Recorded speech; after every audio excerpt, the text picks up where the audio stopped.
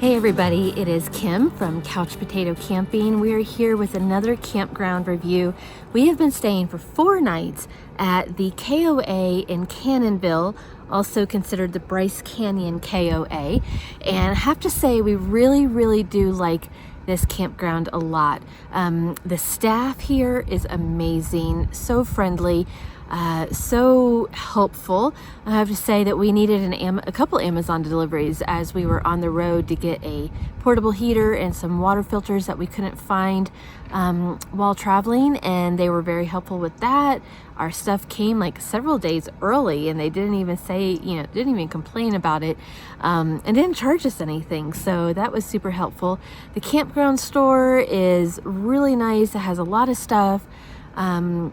One of the biggest we've seen so far, and that's really nice. The amenities are great. There is a dog park. Like all KOAs, they have a lot of amenities, a playground, a dog park. The camping facilities here are among some of the nicest that we've seen while traveling on the road, as far as a camp kitchen, pots and pans available, picnic tables, really nice bathrooms, laundry facilities. There's actually 2 laundry facilities in this KOA, as well as 2 bathroom areas. Generally there is a media center, but currently with COVID it is closed, so I can't tell you what that looks like. And we're actually not here during season. We're here during early May, but they do have a pool. It's not operating now and not filled, so I did take a picture of it, but I'm assuming that during summer that is actually filled and quite crowded, probably with the heat of the Bryce Canyon area. Now, like I said, we are in Cannonville. That is just a few miles away from Bryce Canyon National Park. You're going to go from Cannonville, then you're going to go through a city called Tropic. I say city, it's more like a small town, but they do have a lot more gas stations. They have a lot more restaurants. There's a lot of cabins and hotels there that you can stay in, and then you're going to get into the Bryce Canyon National Park area. There is some hotels and campgrounds right outside Bryce Canyon National Park, but if you want to be a little bit further outside, then this is a great area. We are actually, I think it's 9 miles from Kodachrome Basin State Park, which we just went to today, and that was awesome. So if you want to be a little closer to that state park and some of the quietness out here, this is a really great area. Now, as far as the campground sites, they are kind of like tucked all in here.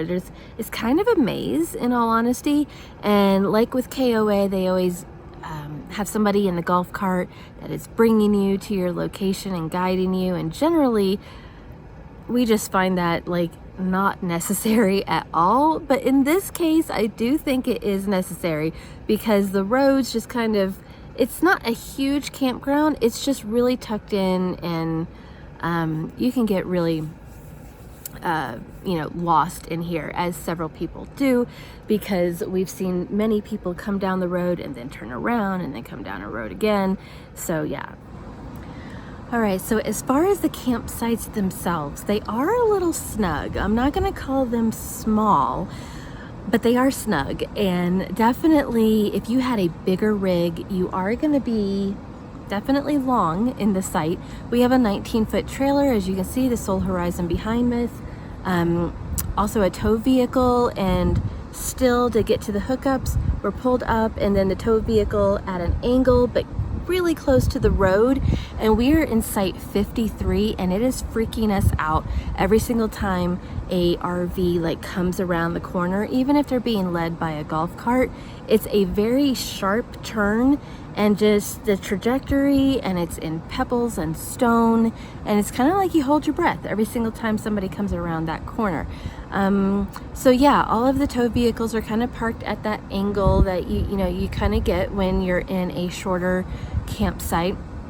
Other than that, I will turn this around and show you. I'm filming this at a picnic table, which literally is like about 3 feet from my neighbor's water connection and electric.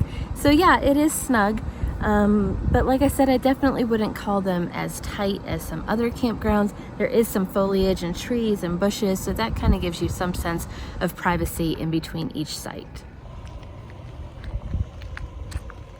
All right, so campsite 53, to give you a layout of what it looks like.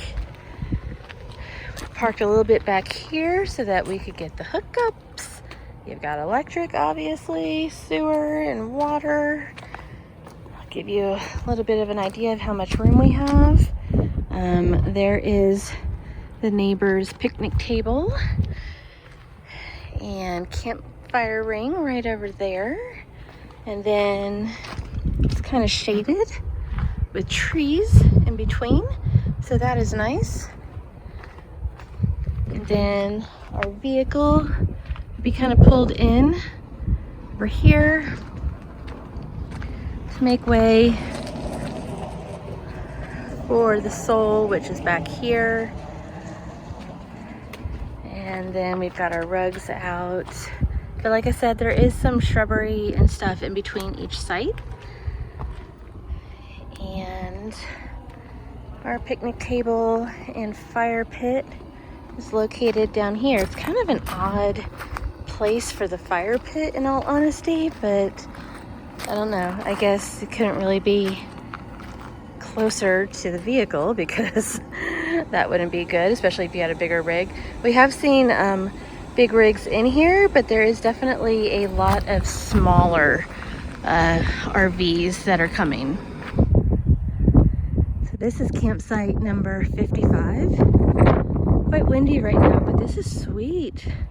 This is the view. You're kind of on top of the hill, overlooking. And this is your mountain view.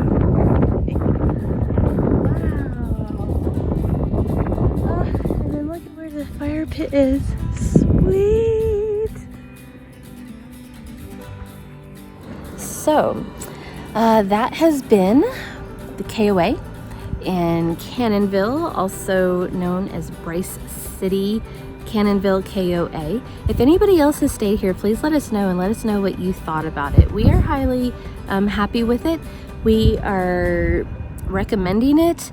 In all honesty, personally, if we come back, we're going to try to get into the, I think it's called Ruby's Inn Campground right outside Bryce Canyon National Park. That looks pretty good. Huge, very big. But for right now, we are really enjoying this campground. So take care, everybody. Bye-bye.